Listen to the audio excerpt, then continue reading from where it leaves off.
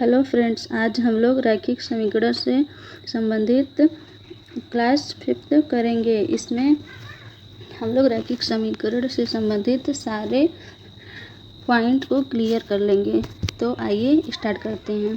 सबसे पहले हम लोग देखेंगे कि रैखिक समीकरण कहते किसे हैं। तो जिस समीकरण के चर पद की पावर यानी कि घात अधिकतम घात 1 होती है, जिस समीकरण के चर पद की अधिकतम घात 1 होती है उसे लीनियर इक्वेशन यानी कि रैखिक समीकरण या सरल रेखा का समीकरण कहते हैं या कहलाता है। यानी कि जिस समीकरण के जो चर पद होते हैं उसकी घात 1 होती, मैक्सिमम घात 1 होती है, या 1 डिग्री का जो समीकरण होता है उसे रैखिक समीकरण कहते हैं। यह एक यानी रैखिक समीकरण एक सरल रेखा को दर्शाता है। रैखिक समीकरण के द्वारा एक सरल रेखा ही बनाई जा सकती है। और पॉइंट नंबर 2 है linear equation in one variable, यानी कि एक चर वाले रैखिक समीकरण। रैखिक समीकरण एक चर में भी हो सकता है और 2 चर में भी। तो सबसे पहले हम लोग पढ़ेंगे एक चर वाला रैखिक समीकरण। एक चर वाला रैखिक समीकरण उसे कहते हैं जिसमें केवल एक चर होता है, यानी कि ABCD XYZ के रूप में वो वाला पद केवल एक होता है। तो जैसे AX + C = 0 जो है वह एक चर वाला रैखिक समीकरण का जनरल फॉर्म है। AX + C = 0। एग्जाम्पल के लिए कोई समीकरण दिया हो इस रूप में 2x + 4 = 0, 5x + 6 = 7, तो इसमें जो चर पद है केवल एक है, x है, और यहाँ भी x है। तो यह हमारा हो जाएगा एक चर वाला रैखिक समीकरण। ये हमारा हो जाएगा एक चर वाला रैखिक समीकरण। अब इसे हम लोग सॉल्व भी कर लेते हैं। तो हम लोग क्या करेंगे, अगर ऐसे क्वेश्चन में आ जाएगा हल करने के लिए, तो हम लोग 2x जो चर वाला पद है उसको एक साइड रहने देंगे और अचर वाले पद को अचर साइड कर देंगे। 0 भी एक अचर पद ही है, तो 4 इधर प्लस है, इधर लाएंगे, हो जाएगा -4। फिर x की वैल्यू निकालेंगे, तो यहाँ 2x है, 2 जो है x में मल्टीप्लाई कर रहा है और इक्वल के दूसरी साइड आएगा तो डिवाइड करेगा, हो जाएगा 4/2। तो हमारा x = क्या आ जाएगा, इस सबको काट देंगे तो 2 दूना 4, x = आ जाएगा -2। इसी तरह दूसरा भी हम लोग सॉल्व कर लेंगे। दूसरा है 5x + 6 = 7। ये सॉल्व करने के लिए आ जाएगा, तो जो चर वाला पद है उसको एक साइड कर लेंगे और अचर वाले पद को एक साइड।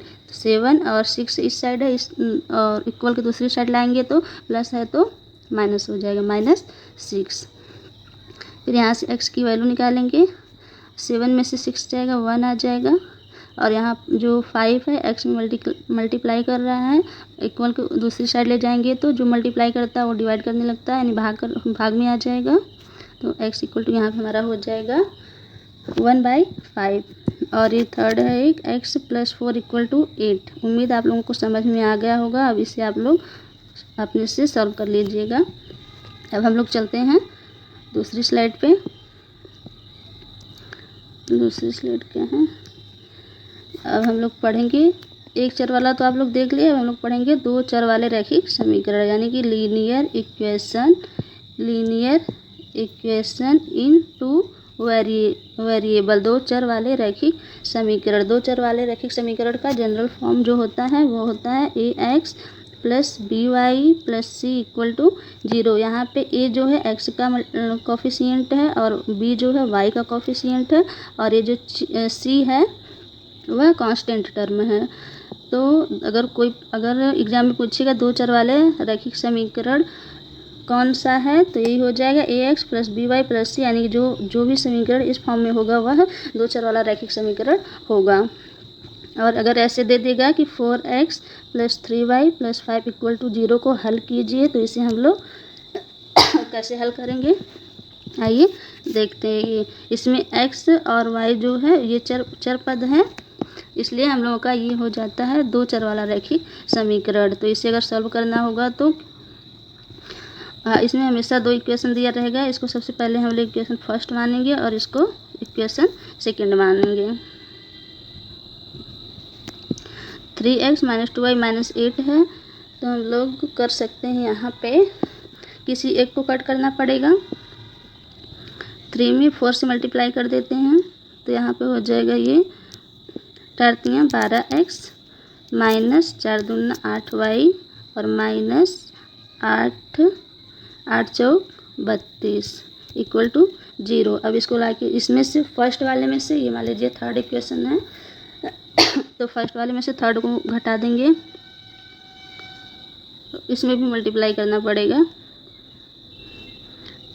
इसके गुणांक से हम लोग इसमें मल्टीप्लाई करेंगे और इसके गुणांक से इसमें, तो यहाँ भी हो जाएगा 4 तियाँ 12x और प्लस इसमें 3 से, तो 3 त्रिका 9y प्लस 5 तियाँ 15 इक्वल टू 0। अब इक्वेशन फोर्थ और थर्ड को एक दूसरे से घटा देंगे तो जाएगा 12x आ जाएगा यहाँ से माइनस 8y और माइनस 32 इक्वल टू 0। अब इसको घटाएंगे तो जो साइन रहता है, चिन्ह रहता है, वह चेंज हो जाता है, प्लस रहेगा तो माइनस, माइनस रहेगा तो प्लस हो जाएगा, ये प्लस है माइनस हो जाएगा, ये प्लस हो जाएगा और ये माइनस हो जाएगा।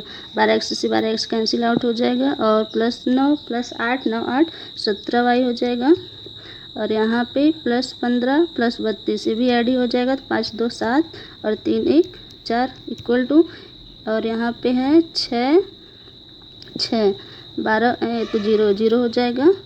फिर 17y इक्वल टू माइनस, इधर प्लस है इधर आएगा माइनस 47 हो जाएगा, y equal to minus 47/17 y का मान ये हो जाएगा। फिर यही y का मान किसी इक्वेशन में हम लोग पुट कर देंगे। मान लीजिए फर्स्ट में हम लोग रख रहे हैं तो हो जाएगा 4x प्लस 17 3 इंटू माइनस 47/17 और plus 5 equal to 0, 5 equal to 0 हो जाएगा। यहाँ से 4x फिर इससे इसमें मल्टीप्लाई है तो 7 त्रिक 21 हो जाएगा, प्लस माइनस आएगा क्योंकि वहाँ पे माइनस है, माइनस से माइनस में मल्टीप्लाई करेंगे तो माइनस आएगा, तो हो जाएगा 7 त्रिक माइनस 7 त्रिक 21 को 1 और 4 तियाँ 12 13 और 1 14 हो जाएगा, 14/17 प्लस 5 इक्वल टू 0। यहाँ चालू कर लेते हैं 4x माइनस करेंगे तो माइनस हो जाएगा 141 और प्लस इसका एलसीएम लेंगे तो 17 आएगा, 17 के इसमें मल्टीप्लाई करेंगे 17 × 5 = 85 हो जाएगा बटा में 17। फिर 4x माइनस हो जाएगा और माइनस 141 में से 85 जाएगा तो यहाँ पे 6 आ जाएगा और यहाँ 8 बचा 8 5 13 हो जाएगा 56/17 और इक्वल के उस साइड ले जाएंगे तो प्लस हो जाएगा, यहाँ इक्वल हम लोग लगा देंगे। x इक्वल टू 4 से 4 कम 4 से कैंसिल आउट हो जाएगा, 4 1 कम 4 4 6 16 तो x इक्वल टू हमारा आ जाएगा 14/17। इस तरह से आंसर आ जाएगा, यानी कि y इक्वल टू माइनस 47/17 आ जाएगा और x इक्वल टू आ जाएगा 14/17। उम्मीद है आप लोगों को समझ में आया होगा। अब हम लोग चलते हैं अगले पे। अब है दो रैखिक समीकरण द्वारा बनी दो रेखाओं में संबंध। जैसे अगर दो रैखिक समीकरण दे दिया गया हो तो उन रैखिक समीकरणों में क्या क्या संबंध हो सकते हैं। अगर दो रेखा का समीकरण दिया है तो उसमें मुख्य रूप से 3 संबंध तो होंगे ही, होना है 3 संबंध।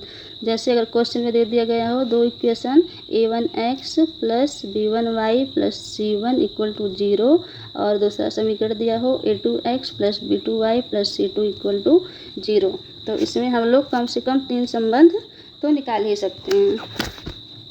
तो 3 संबंध हो सकते हैं।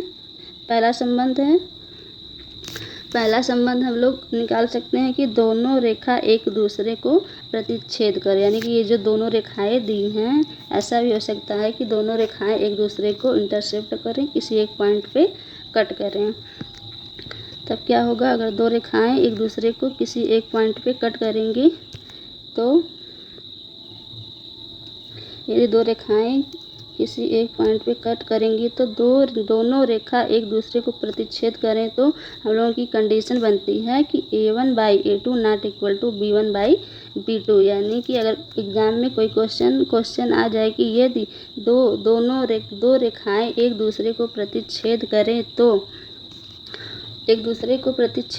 तो के का मान निकालिए। इसमें ये क्वेश्चन तब पूछता है जैसे दो इक्वेशन दे देगा a1x plus b1y plus c1 equal to 0 और a2x plus b2y plus c2 equal to 0। दो इक्वेशन दे देगा और फिर पूछेगा कि ये दोनों लाइनें एक दूसरे को प्रतिच्छेद करती हैं तो के का मान बताइए। जैसे यहाँ बी के यहाँ या के देगा या ए के यहाँ के दे सकता है, ए2 के स्थान पे के दे सकता है, मतलब कहीं पे के दे देगा और पूछेगा कि के का मान निकालिए। तो हम लोग वहाँ पे क्या करेंगे, जब रेखाएं प्रतिच्छेद करती हैं तो ये कंडीशन फॉलो होती है, इसको लेके चलेंगे। a1/a2 करेंगे और b1/b2 करेंगे, रख के वहाँ पे कहीं पे के आएगा जहाँ पे जिसका मान दिया होगा a1 का या b1 का b2 का, तो पुट करके के का मान निकाल सकते हैं। और ऐसी स्थिति में क्या होता है कि जो दोनों इक्वेशन दिए रहते हैं उनका केवल एक हल पॉसिबल होता है या अद्वितीय हल होता है। अद्वितीय मतलब यूनिक सॉल्यूशन होता है। अद्वितीय मतलब यूनिक सॉल्यूशन होता है और केवल एक हल या ओनली वन सॉल्यूशन होता है। केवल एक हल या ओनली वन सॉल्यूशन। और इसी को हिंदी में कई नाम से देते हैं प्रश्न में। एक अनूठा भी हल इसको हम लोग कह सकते हैं या एक और केवल एक हल। सब मतलब निकल के आया कि ऐसे यदि कोई दो समीकरण दिया हो और उसमें बता दिया कि दोनों रेखाएं एक दूसरे को प्रतिच्छेद करेंगी तो के का मान ज्ञात कीजिए, तो हम लोग ये कॉन्सेप्ट यूज करके के का मान निकाल सकते हैं।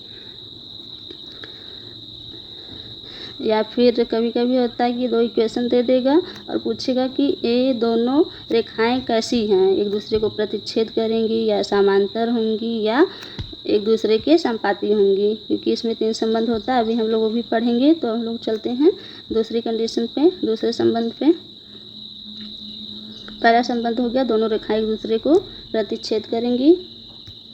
अब हम लोग चलते हैं दूसरी कंडीशन पे कि दोनों रेखाएं संपाती होंगी। ये भी हो सकता है कि दो इक्वेशन दिया हो a1x plus b1y plus c1 equal to 0 और a2x plus b2y plus c2 equal to 0। दो इक्वेशन दे देगा और पूछेगा कि क्या ये रेखाएं हैं, तो मतलब पूछे कैसी रेखाएं हैं। तब हम लोग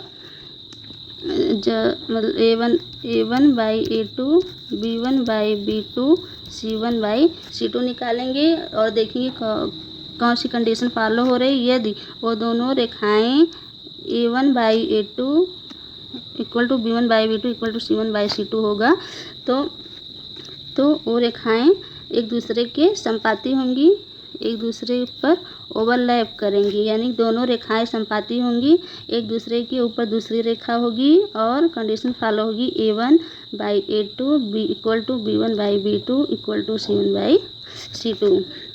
और ऐसी स्थिति में उन रेखाओं का दोनों समीकरण दिया रहेगा उसका अनंत हल होगा या असंख्य हल होगा या अनगिनत हल होगा या इनफाइनाइट सॉल्यूशन होगा।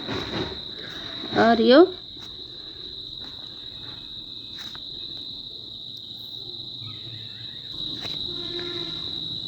इनफाइनाइट सॉल्यूशन होगा, कोइंसिडेंट होंगी, एक रेखा के ऊपर दूसरी रेखा होगी यानी कि ओवरलैप करेगी, ओवरलैपिंग लाइंस होंगी। और तीसरा संबंध है कि दोनों रेखाएं एक दूसरे के समांतर हो। दोनों रेखाएं एक दूसरे के समांतर होंगी। यदि दोनों रेखाएं एक दूसरे के समांतर होंगी, जो दो समीकरण दिया रहेगा a1x plus b1y plus c1 equal to 0, a2x plus b2y plus c2 equal to 0 जो समीकरण दिया रहेगा। तो उसमें एक ये भी संबंध हो सकता है कि दोनों रेखाएं एक दूसरे के समांतर हों, और यदि दोनों रेखाएं एक दूसरे के समांतर होंगी तो उनमें संबंध होगा a1/a2 equal to b1/b2 not equal to c1/c2। यदि दो समीकरण दिया रहेगा और b1 या a1 a2 के स्थान पर k दे दिया होगा, फिर k की वैल्यू पूछेगा तो हम लोग यही कंडीशन लेके चलेंगे। इनमें से दो को कोई ले लेंगे और यहाँ से k1 का मान निकाल लेंगे। कभी कभी ऐसा भी होता है, दो इक्वेशन दे देता है और फिर पूछता है कि इससे बनी रेखाएं कैसी होंगी, तो इसमें हम लोग बता पाएंगे अगर ये कंडीशन पता रहेगा, संबंध पता रहेगा कि a1/a2 not equal to b1/b2 होगा तो क्या होगा। तो दोनों रेखाएं एक दूसरे को प्रतिच्छेद करेंगी, ये हम लोग बताएंगे। और यदि a1/a2 equal to b1/b2 not equal to c1/c2 होगा तो दोनों रेखाएं एक दूसरे की पैरेलल होंगी। ये हम लोग अगर ये कंडीशन तीनों याद रहेगी तभी हम लोग बता पाएंगे। तीसरी कंडीशन होगी a1/a2 is equal to b1/b2 is equal to c1/c2। तीसरी कंडीशन ये होगी। तीसरी कंडीशन ये हो जाएगी। और जब दो रेखाएं एक दूसरे के पैरेलल होती हैं, तो जब दो रेखाएं एक दूसरे के पैरेलल होती हैं तो हमेशा एकदम पूरी सीधी रेखा में चलती हैं, एक दूसरे को कभी टच नहीं करती। इसलिए हमारे इस समीकरण में जो समीकरण दिया रहता है उसका कोई हल नहीं होता या नो सॉल्यूशन होता है। उसे हम लोग विरोधी रेखाएं कहते हैं या असंगत रेखाएं कहते हैं। और रेखाएं एक दूसरे के समांतर होंगी, रेखाएं एक दूसरे के समांतर होती हैं। कंडीशन फॉलो होती है a1/a2 equal to b1/b2 not equal to c1/c2। तो अभी हम लोगों ने रेखा से संबंधित सारे 3 संबंध समझ लिए हैं। अब हम पूरा सबका निचोड़ बता दे रहे हैं कि हम लोगों ने क्या क्या पढ़ा, हम लोगों ने क्या क्या पढ़े हैं। अब इसे 2 समीकरण दे दिया रहेगा क्वेश्चन में। 2 समीकरण a1x plus b1y plus c1 equal to 0, a2x plus b2y plus c2 equal to 0। 2 समीकरण दे देगा क्वेश्चन में और हम लोगों से पूछेगा कि ये दोनों समीकरण से कैसी रेखाएं बनेंगी। ये दोनों समीकरण दर्शाते हैं, क्या दर्शाते हैं, तो हम लोग बता सकते हैं 3 संबंध होंगे। प्रतिच्छेदी रेखा दर्शा सकते हैं, प्रतिच्छेदी रेखा, और नंबर 2 समांतर रेखा, और नंबर 3 ये क्या होगा,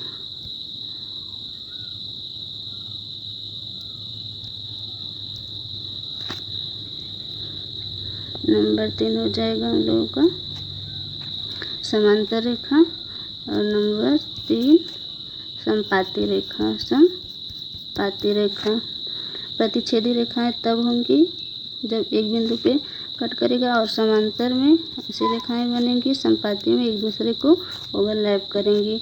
और अगर k का मान पूछेगा, इसमें कहीं k दे देगा समीकरण में, तो k का हम लोग a1/a2 not equal to b1/b2 करके k का मान निकाल सकते हैं। अगर समांतर होंगी रेखाएं तो a1/a2 b1/b2 not equal to c1/c2 करके निकाल सकते हैं। और यदि रेखाएं बोल देगा कि 2 समीकरण देगा और बोलेगा कि रेखाएं समपाती हैं, इससे बनी रेखाएं समपाती हैं, तो k का मान निकालिए। तब हम लोग लेके चलेंगे a1/a2 equal to b1/b2 equal to c1/c2 लेके चलेंगे और k का मान निकाल लेंगे। तो फ्रेंड्स, उम्मीद है आप लोगों को वीडियो पसंद आई होगी। तो हम लोग मिलते हैं कल की क्लास में किसी नए टॉपिक के साथ। Thank you.